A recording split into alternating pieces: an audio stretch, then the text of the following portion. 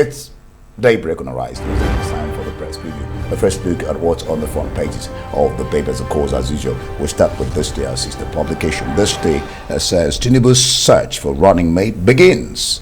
Who are the likely contenders? And you have their pictures of Ganduje of Kano State. You have Bagudu, the Progressive Governors Forum chairman, and the governor of Kebbi, right? Yeah. And then you have El Rufai, the governor of Kaduna State. You have Simon Along of Jos. You have Zulum of Borno. You have Badaru, who stepped down for Tinubu, of Jigawa. Mustafa, the SGA, but I don't know this person. I can't see that name quite okay. Ibrahim Imam. Well, that's a new one. All right, just below the pictures, PDP governors meet at Atiku over choice of running mate. PDP governors meet Atiku over choice of running mate. How North kept its word, pulled off a coup. That was yesterday's primary. And then just above it, a little bit below the Tuesday logo, in 2023, a straight fight between Tinubu and Atiku. That's found on page 5. And then, of course, at the top mast, you have Nigeria's public debt climbs to 2.04 trillion naira in quarter one, to 40 climbs by this to 41.6 trillion naira. It's getting interesting. Ken. Yeah, let's kick the Punch newspaper rather is leading with Tinubu to meet APC governors as race for running mate begins. And yesterday he scored 1,271 votes. And he's picked the APC ticket. Peter Obi's ex-aide emerges Labour Party faction on presidential candidates. More troubles for the Labour Party. Or massacre death toll hits 40 at Keredolu plans Memorial Park. The federal government shouldn't have set up Nigeria Air. That's according to an ex-NAMA boss, Iyagi. And the NNPC is to pay 874 billion naira in June as subsidy hits 1.8 trillion naira. All right, let's look at the Nation newspapers. Tinubu, let's work together to stop PDP from taking power. It has about 2 riders. How he won the ticket.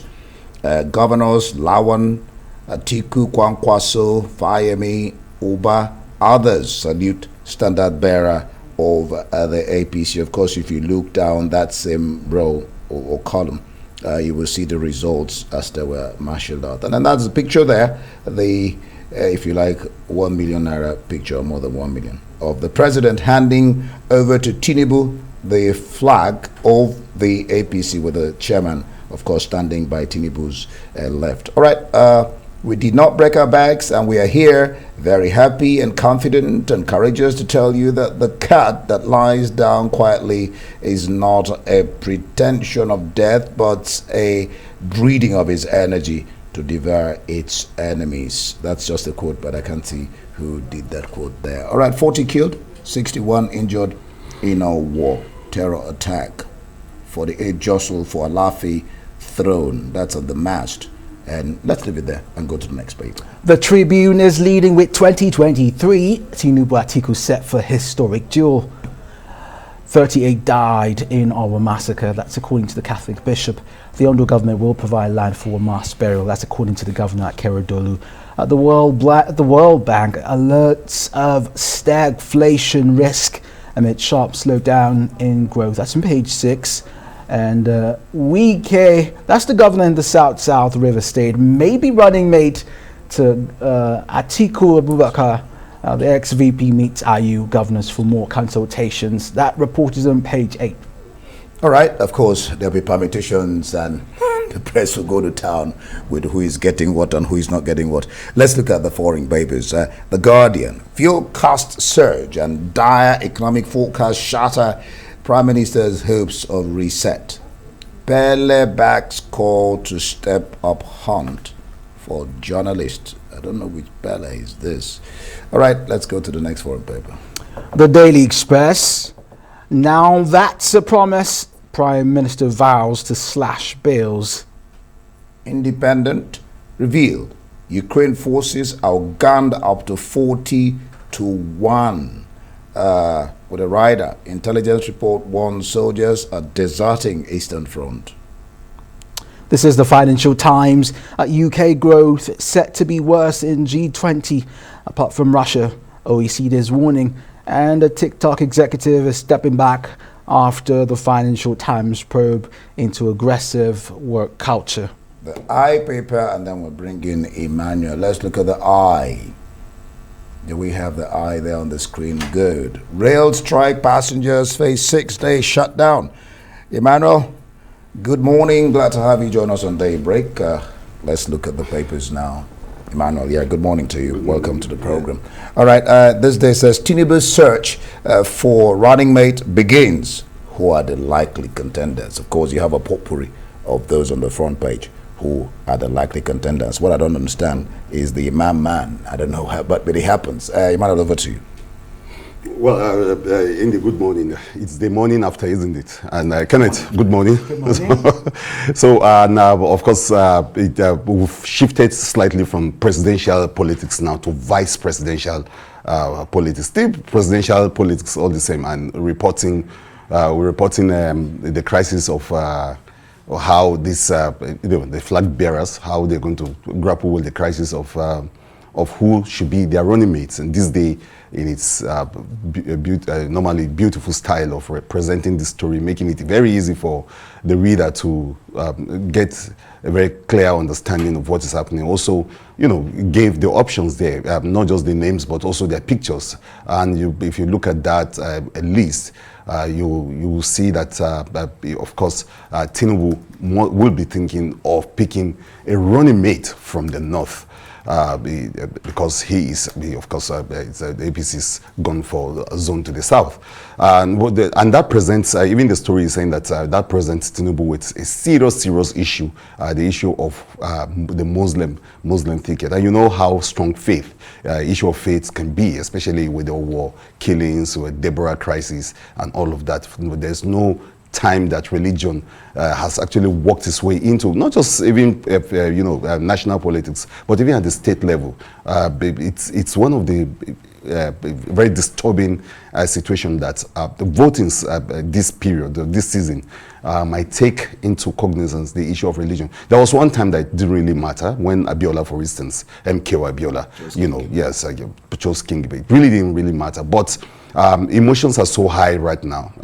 There are people who are watching to see if Tinubu will be able to play, the balancing game. If you look at that list on this day, I don't know if we can put it up on the screen. The this day list. If you look at that list, you see that apart from Simon Lalong, I guess it's difficult to see who else is a Christian there, and the possibility of him picking from one of these men is so strong.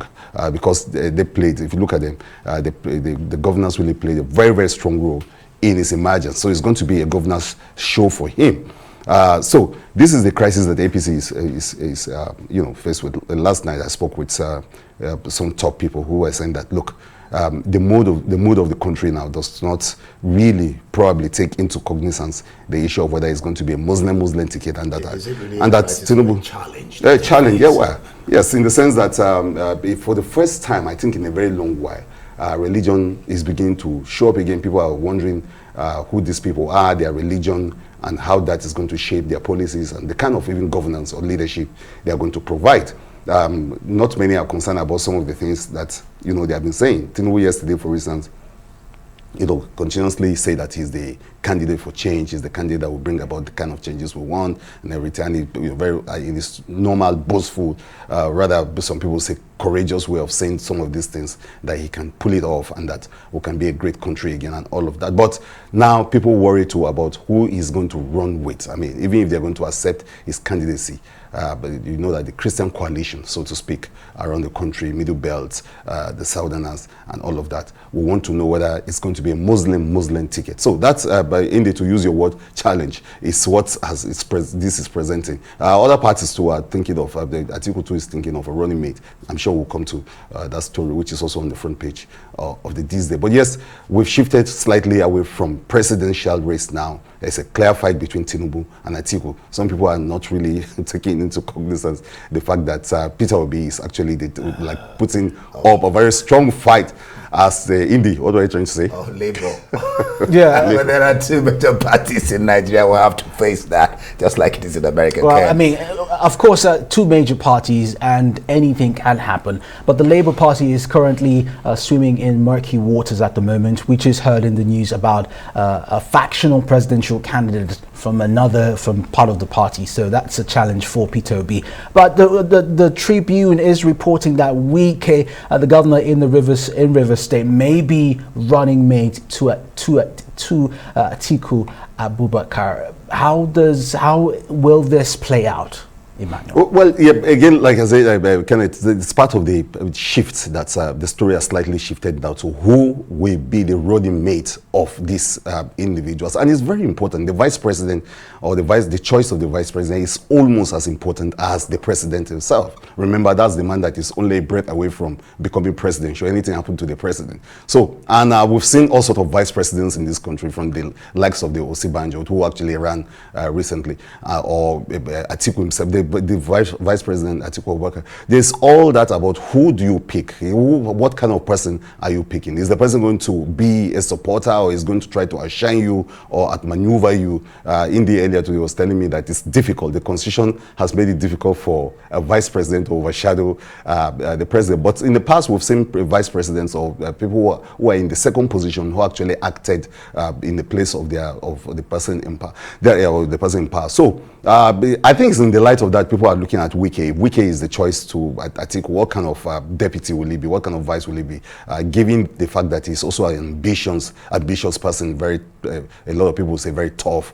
Will he not be a problem to someone like the vice president? And in the past, Atiku has been blamed for not carrying, his base along, especially the stakeholders of the party, when he picked on Peter Obi. But when you look at Atiku, if past experience is anything to go by, you find out that his choice always will be for someone that will be able to, support his dreams, his ideas, and the kind of structures he's put in place, especially a business-minded person, and someone like Peter Obi thinks. I don't know if Wike really fits into that kind of mold for him, but other people are presenting like Udom Emmanuel or even the governor Okowa. There are people who prefer a weaker person to stand with them. Some people will say, no, I need a very strong, tough person for my vice or for my deputy, because I will need somebody to hold my hands when it's down and all of that. So the choice is actually out there for these people to make. All right, and you don't want a vice that will embarrass you because of the way he speaks. That's very important. And not necessarily a wicked person, but somebody who is cool-headed, who can, work with you. But before we run along and let you go, how North kept his word. This is this day. How North kept its word, pulled off a coup. Well, I don't understand pulling off a coup. Well, yesterday there were actually like two coups, or between day before yesterday and yesterday, there were actually like two coups. The first coup was that of Adamu Abdullahi, the national chairman of the party, who wanted to voice someone on the country.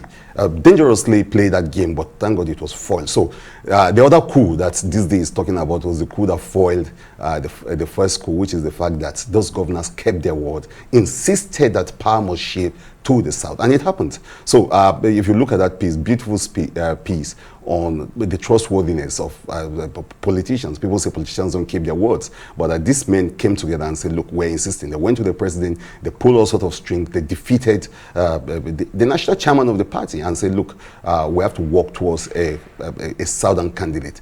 So this piece, which is almost like an editorial, it's editorializing the situation, says that, look, the North, and it's that there's precedence to this, that the North from time to time keep their words, especially on power shift. Well, this is a rebuke to those who say that the North want to cling to power by all means, it's power crazy, it's power drunk.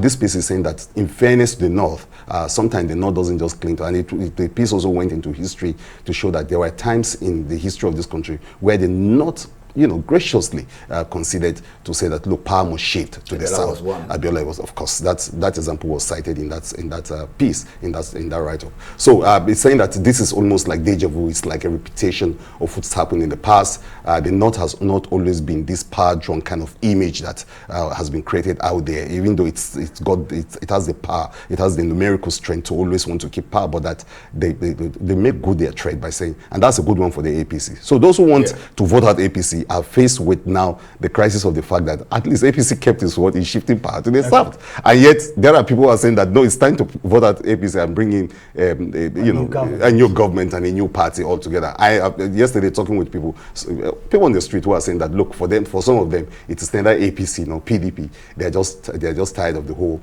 show. So that's why it's going to be very parties you have. interesting. So Should foreclose the possibility of a third force of Nigerians. We have had in 2023 might be that year. Who knows? Ken, we've had our third force for how long? It just might be the year. That's like it just might be the year. It's going to be interesting in 2023. Indeed. Definitely. Thank you so much, Emmanuel Bello, for your brilliant take this